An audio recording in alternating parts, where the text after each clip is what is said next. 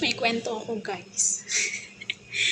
Kasi dati, nung mga 1 year pa lang ako dito, mga nag 1 year pa lang ako dito, pumapayag sila na, yung employer ko, yung pinagtatrabahoan ko dito, pumapayag sila na umuwi ako, kahit pa daw 3 months ako magstay sa Pinas bago bumalik dito. Basta daw babalik, okay lang daw. Aba ngayon, nagbago ang ihip ng hangin.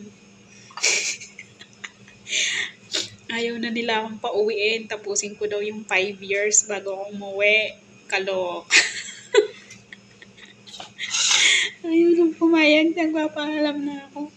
Ayaw na naman pumayag.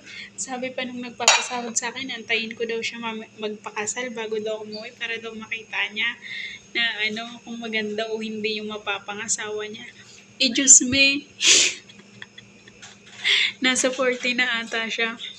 Ako nga magta 30 pa lang, di na umaasa.